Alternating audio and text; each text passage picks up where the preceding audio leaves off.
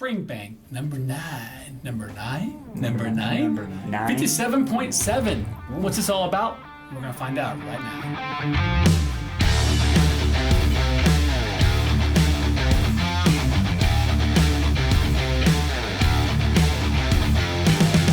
What is up? Hey guys, it is Scotch for Dummies. 4 guys on the Scotch journey to help you with your next Scotch purchase. It could be funky.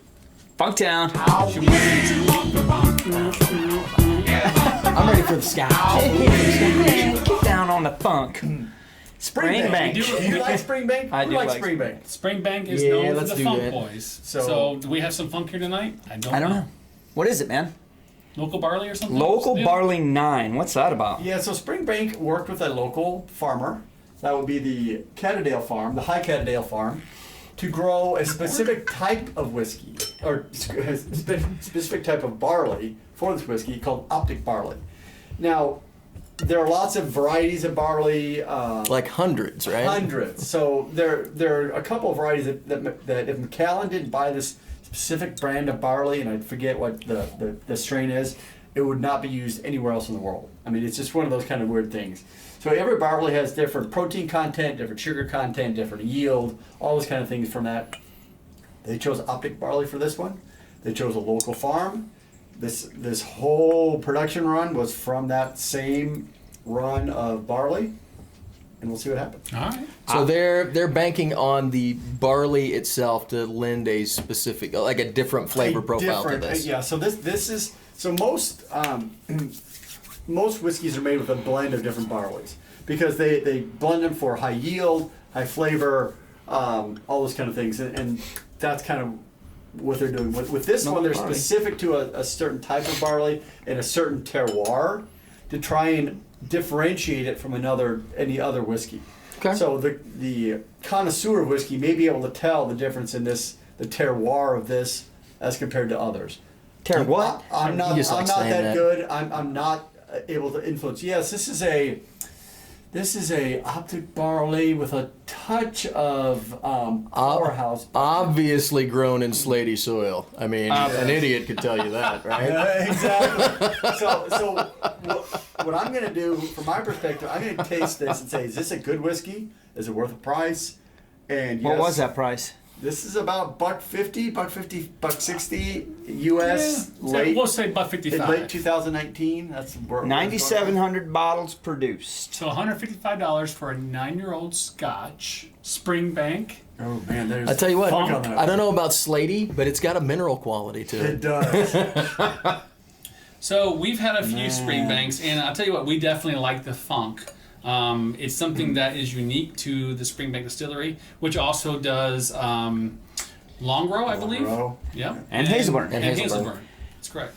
And Campbeltown used to be the whiskey capital of the world. That's what it was referred to as. I mean, it used to be a booming whiskey place, but as of late, it's diminished to what? Springbank Distillery, Kilkerran. I don't even know. There may be another. I'm not sure, but those are the two that popped in my mind right off the bat. But it smells Man, hot and it smells semi-funky. Not the funk I normally get, but I have tasted it. You sound like it's pretty good. so it doesn't have quite as much of that funky, like gym sock type quality about it. Some Springbanks are Springbanky, right? This one has a little bit more mineral quality to it that I'm actually kind of liking. I called slate for no apparent reason, but it's got that slaty mineral quality to it. There's a little bit of the funk. I'm getting some nice like a lemon zest. There's some kind of a citrus quality to it as well. That's very There is lemon, yeah. That's very refreshing. Kind of cuts through the palate. Thick. But it's nice. It's a big bold Scotch. It's pretty well balanced. I mean, you're almost 58% ABV. It doesn't taste all that hot for being that hot. It's got it's approachable. So I want to, I've been talking about getting a shirt for a while, but I love the funk. I think I'm going to get a shirt and design it with a gym sock. Because I dig the funk. I like that. That's a good. Because that is that kind of funky. It does have that. Like our kids run cross country. We know all about the funk. Sometimes their rooms Maybe that's why we like smell it. like Smell it too much. smell like Springbank. On the nose, I got kind of a green straw, maybe a green hay smell. I think a that's little bit. a lemon mixed with hay, kind of a freshness to it. Yeah, it's there. It Right. does smell good. Like fresh cut I hay. think Yeah. a lot of that. So at 57, this should be burning our mouths off. And I think all the oiliness of this is really kind of coating it. Like oftentimes with a heavily peated whiskey, the oiliness, the phenols of the heavy peat will kind of mask that, so it doesn't take burn. a bullet for you. It does. It absolutely takes a bullet for you. And this, I think, is doing the same thing. It's a heavier. I think it feels heavier to me. Interesting palate. Man, the nose is getting lighter. Oh, no, the finish is hot. The very end of it, it's hot. It is. You get the Kentucky Uh-huh. hug. Yeah, but it's got a nice. I would call it a longish finish, but it's not medium long. How about that? It's like a perfume to it too, or something. Kind of a. So we have coins normally we put on these, but tonight I'm leaving mine off because I want some of that 57 to burn off. Right, because the nose is 57's burning the nose. It's strong on the nose. So Well, the in thing case is- you're wondering, So when we first poured this, I got a lot of that Springbank funk, but now it's like I didn't it's get a almost whole lot. becoming like clean linen. I mean, it's almost coming linen on the nose. Cotton. Maybe it's some minerals. Maybe it's something like that I'm getting on the nose. Lemon and cotton and a tiny bit of funk for me. Not Yeah, the funk- overpowering. the I think it's disappeared. more like lemongrass. Ah, man. Every now and again, there's a barnyard funk that comes out of nowhere and catches me. It's Springbank, baby. Yeah. It is Springbank. I think it's something you can pour and you'd be like, it smells like a Springbank. If you've never tried a Springbank, don't be put off by our description of Jim Sachs and Funk. That's good. It's a really unique distillery, and the flavor profile is very unique for the distillery, but it's one that you kind of fall in love with. It's so different from any of the other scotches that you try. I mean, it's got a very different profile. And I think you could be new to Scotch and either love or hate it. It's something you can come to at any time within your journey and appreciate it because it really is kind of a different, unique road. Yeah, I think that it's one that if you're into big sherry bombs or you're into the Highland, you can come down here and kind of get something out of this that you're going to enjoy. And then there's some other stuff that's a little bit different, Unique, profile, though. that I takes mean- you to a different place. I don't care what the SWA says. It deserves its own region. There is Yeah. something I unique agree. about the Scotch that comes out of that part of I the world. agree. Yep. But it kind of reminds me though. I mean, you guys are hitting it, but it's like imagine you were on the farm all day cutting hay, and you just put your clothes with some dirty gym socks in the laundry room with the window open, and you just ran some dishwasher, and it's kind of that laundry room detergent. That's kind of what I'm getting out of this whole thing right now. I would agree. Cleaner. This is a lot lighter and less heavy than I would expect it from the distillery. The Springbank funk on my nose is completely gone. I wonder how much get it all of this particular scotch can be actively attributed to the barley itself. You know what I mean? Fair question. I don't know anything about the casking. I don't know. I'm Yeah, not how sure do they- what they intended to get out of the barley. Like if they had something specific in mind, and that's why they chose that particular strain of barley to do what. Do we they know did. how they malted it? I mean, obviously they didn't use a peat or anything, but I'll tell you what. Yeah, I just added some water to it. I haven't tasted it yet with water, but my last neat drink.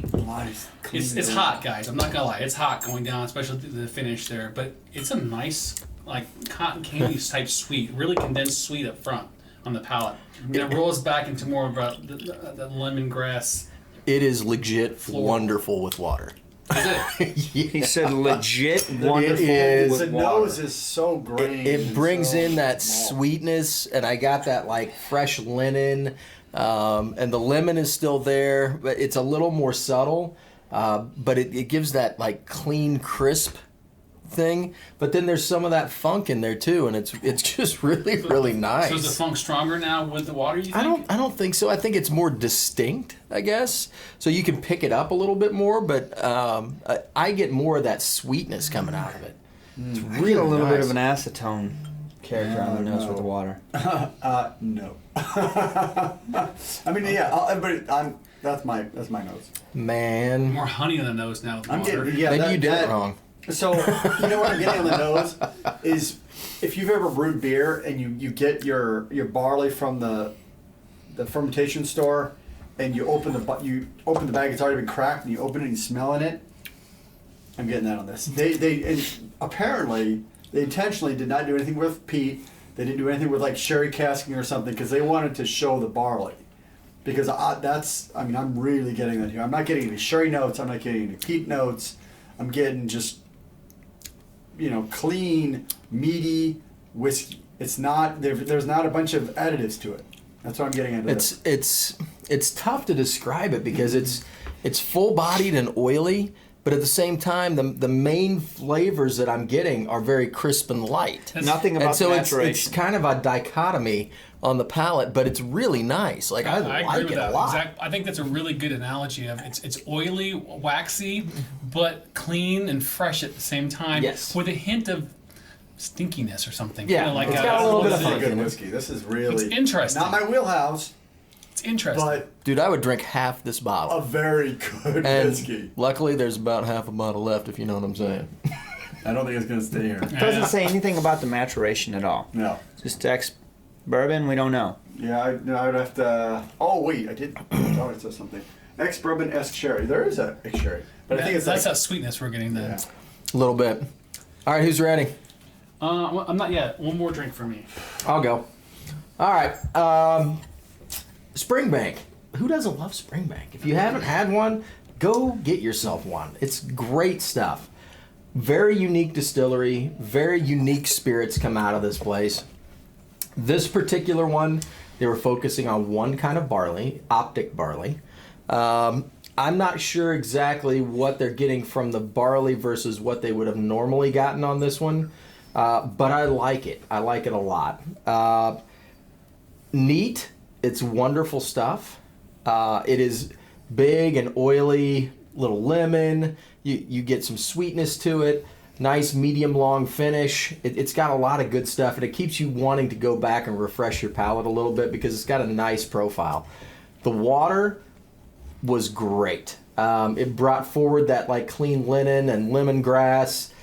There was a nice mineral note to it, like a slate, that was crisp and refreshing. But at the same time, it's a big oily monster, and so it kind of comes for you a little bit. So there's a little bit of a dichotomy in the glass there.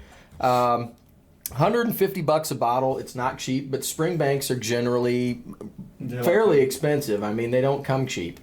So I'm not gonna ding it too hard on the 150, especially for the fact that I would have no problem if I spent $150 and got this bottle. I wouldn't feel like I got ripped off. So I'm gonna give it a 3.5. I think it's a great whiskey. It's great neat. It's great with water. I can't think of a reason why you wouldn't want to try this bottle. Go ahead. All right, man. I've got a good topic though. Don't lose that thought. All right. Not going to disagree about it being a good whiskey. I think the only thing I'm going to ding it on a couple things, $155 a bottle, not $150. I can get the cast strength 12 You're for right. less. The extra 5 would have done me. I'm just saying. Hey, It'd have been a 4-0. a 9-year bottle, and you're going to pay $155 because it's made out of local barley. I can get the 12 cast strength for cheaper, and it's wonderful. This Fair is point. good. This is fine. This is good. When I added water, not quite climactic as much as you. I got an acetonic note underneath that lemon, and that's off-putting in whiskey to me. I'm not to the point where I disagree or I just want to pour this out. I'm not saying that. It's still a 3. I'm giving it a 3. Hey, man, chill out. I'm on this. I mean, come on. I'm going to give it a 3 because I think it is good, and I do like Springbank, and it's got a lot of the Springbank qualities I want and I like. I don't know if I want to pay $155 to have something put local barley on it, tell me it was made out of optic barley. That's good. Thanks. I appreciate that. I don't know if it's worth the extra $30 or whatever. So I'm going to give it a 3 because it is good, and there's a lot I liked about it. Neat. I liked a lot about it with water as well. Just that not a little bit on the nose. Just caught me off guard a little bit that I didn't like. But 3, it's a Springbank. It is. Cheers. Cheers. What'd you give it? 3.5. So this is a good whiskey for me. It's not my wheelhouse by any means. So it has none of that heavy fruit, none of the heavy peat, but it has a little bit of that funk, which is kind of nice. And that's why I'm going to give it a fairly decent score because it's a light whiskey with just an edge on it. And that edge kind of comes and goes. You don't always get it with every sip. You got to have the right nose on it. You got to have the right sip on it, and then it's like there it is. and that's what I kind of like about this. It's kind of a playful whiskey in that there's layers in there that you kind of have to look for. You know, and they're there. It's not just like overly sweet or overly peated. It's just kind of it's subtle, but it's balanced pretty well. So I'm going to give it a 3 because while it is a fairly expensive bottle, there's a lot of fun with this whiskey that you can have. You just play with it a little bit, add a little water, top it off a little. Just find what you like in there. And even then, after I tasted that, and they were talking, and I tasted it again, I thought, oh, there's the funk came back a little bit, and then it disappeared. And so you got to really play with this glass, and that's kind of fun. So I'm giving it a 3.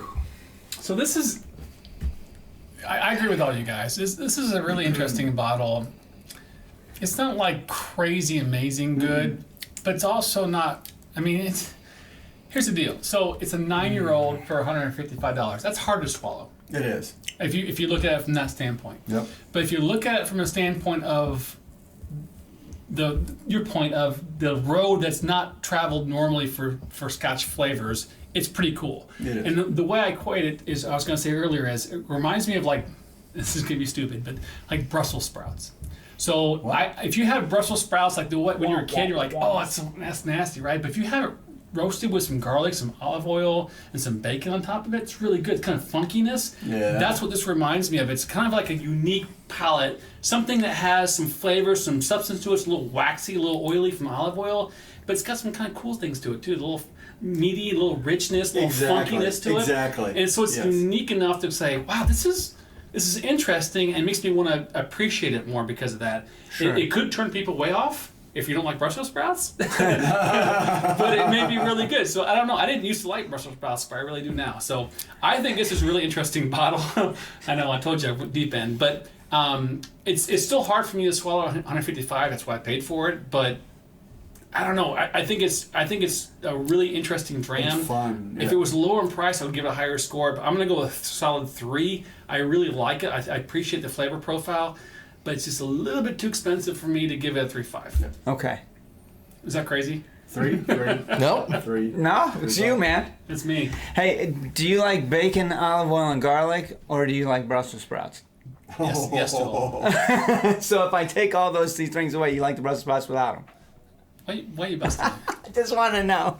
Yes. No, but Brussels sprouts with bacon, olive oil, and That's what makes their that Brussels makes it sprouts better. That's the funk. So that's It the Brussels adds sprouts the- are the gym stock, and I'm everything just else making is the sure. good. The Brussels sprouts add the funk that make I it like make it Brussels nice. sprouts. I know you do. You like everything. All right, All right. So where are we at, guys? So 3.125. so 3.5. 3, 3, 3. Okay. I think. Yep. 3.125. So 353s, 3125. Subscribe. It's a good bottle. It's something worth considering. You should try if you've not got into the Springbank range. I don't even know all those. Find Springbank one range. and you try should it. try one. It's pretty cool. Yep. All right, so like, subscribe, notification bell lets you know when we do stuff. All right. Thursday nights. Thursday night lives every Thursday night at 10 o'clock. We'll be at the bar. Join us on your favorite podcasts. Our Discord channel is going 24/7. Yep. So join us on that as well. It's always banging. Facebook, Instagram, and Twitter. Wowzer. That's Thanks a for watching. mouthful. Cheers, everyone. Cheers, guys.